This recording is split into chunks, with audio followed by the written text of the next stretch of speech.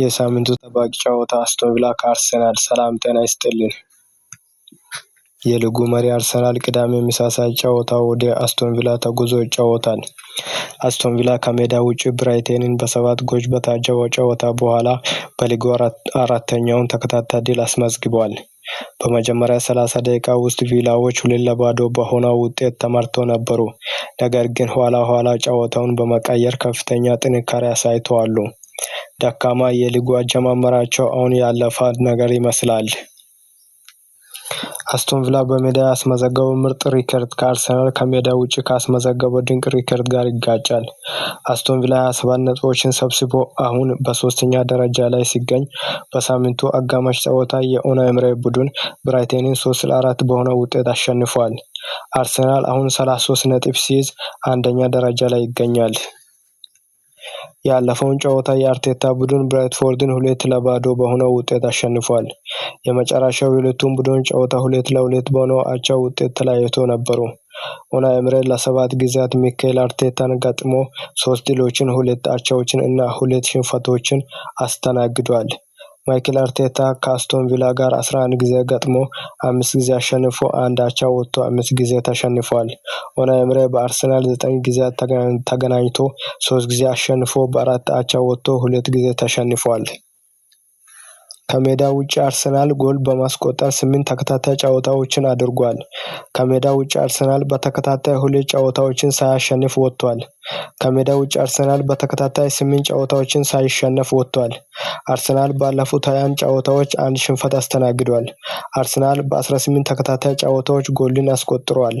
አርሰናል በተከታታይ 18 ጨዋታዎችን ሳይሸነፍ ቆይቷል። በሜዳው አስቶን ቪላ ባለፉት 10 ጨዋታዎች 1 ሽንፈት አስተናግዷል። በሜዳው አስቶን ቪላ በ8 ተከታታይ ጨዋታዎች ጎሎችን አስቆጥሯል። በሜዳው አስቶን ቪላ በ8 ተከታታይ ጨዋታዎች ሳይሸነፍ ቆይቷል። አስቶን ቪላ ባለፉት 17 ጨዋታዎች 2 ጊዜ ሽንፈትን አስተናግዷል። አስቶን ቪላ ባለፉት 15 ጨዋታዎችን 1 አቻ ወጥቷል። አስቶን ቪላ በ6 ተከታታይ ጨዋታዎች ጎሎችን ማስቆጠር ችሏል። አስቶን ቪላ 6 ተከታታይ ድሎችን አስመዝግቧል። በአጠቃላይ ሁለቱም ቡድኖች የተገናኙት 205 ጊዜ የተፋጠጡ ሲሆን፣ አርሰናል በበላይነት ሲይዝ 88 ጊዜ ሲያሸንፍ፣ አስቶን ቪላ 71 ጊዜ አሸንፏል። በቪላ ፓርክ አስቶን ቪላ ከአርሰናል ጋር ሲፋለም የበላይነት አለው። በ99 ጨዋታ 43 ጊዜ ሲያሸንፍ፣ አርሰናል 31 ጊዜ። በፕሪሚየር ሊግ በሁለቱ ቡድኖች መካከል 186 ጨዋታዎች ሲደረጉ አስቶን ቪላ 66 ሲያሸንፍ 40 አቻ፣ አርሰናል 80 ጊዜ አሸንፏል። አስቶን ቪላ በኤምሬ 4-2-3-1 አስተላለፍ ውስጥ በሚገባ የተካኑ ናቸው። አርሰናል በመሃል አጥቂ እና በመሃል ሜዳ ላይ በመጠንና በጥንካሬ ተወስኖ ከፍተኛ የባለቤትነት ስርዓታቸውን ወደ ፍጹም ለማድረግ ሰርተዋል። አርቴታ የሜዳውን 4-3-3 አስተላለፍ እንደሚጠቀም ይታወቃል። ቡድኑ ኳሱን ተቆጣጥሮ በረኛ ፊት ለፊት ወደፊት መግፋት ይችላል። ይህ እንዳለ አርቴታ የተጎዱ ተጫዋቾችን መልሶ ሲያገኝ፣ ሌሎቹ ከጨዋታው ውጭ ሆነዋል። ክርስቲያን ሞስኬራ ከብራይትፎርድ ጋር ሲጫወት የተወሳሰበ የጉልበት ጉዳት አጋጥሞት ነበር። መጠኑ እስካሁን አልታወቀም። እንዲሁም ገብርኤል ከጨዋታው ውጭ ሲሆን፣ የዊሊያን ሳሊባም በአጠራጣሪ ሆኗል። ትምበር በመሃል ተከላካይ፣ ቤንጃሚን ዋይት በቀኝ ተከላካይነት ሊጀምሩ ይችላል ተብሎ ይጠበቃል፣ ልክ እንደ ብራይትፎርድ ጨዋታ። እንዲሁም ዲክላን ራይስ በሳምንቱ አጋማሽ ከብሬንትፎርድ ጋር ሲጫወት ጉዳት አጋጥሞ ሊወጣ ተገዶ ነበር። ቢሆንም ጉዳቱ ይህን ያህል የከፋ አይደለም።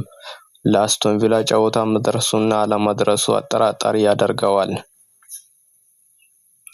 አርሰናል በዚህ ሲዝን ከየትኛውም ፕሪሚየር ሊግ ክለብ በላይ በጉዳት እጅጉን የታመሰ ቡድን ነበር። ነገር ግን ምስጋና ለስኳድ ጥልቀትና ስፋት፣ አርሰናል ተደራራቢ ጨዋታዎችን እንደ ቀልድ ሳይሸነፍ ያለፈበት ምክንያት ከስኳድ ጥልቀት የተነሳ ነው። ኖ ሳሊባ፣ ኖ ገብርኤል ችግር የለም እያለ እስካሁን ሳይሸነፍ ቆይቷል። አሁን የአርሰናል የፊት መስመር በብዛት ከጉዳት ስለተመለሱ ለአርቴታ ችግር የሚሆነው ማንን በቋሚ አስተላለፍ ሊጠቀም የሚለው ይሆናል። ዮኬሬሽ ወይስ ሜሪኖ፣ ኢዜ ወይስ ኦዴጋርድ፣ ማዱኬ ወይስ ማርቲኔሊ? እናንተስ ብትሆኑ ማን በቋሚ አስተላለፍ ቢገባ ይሻላል ብላችሁ ታስባላችሁ? እስካሁን ለነበረን ቆይታ እናመሰግናለን። ባይ ባይ።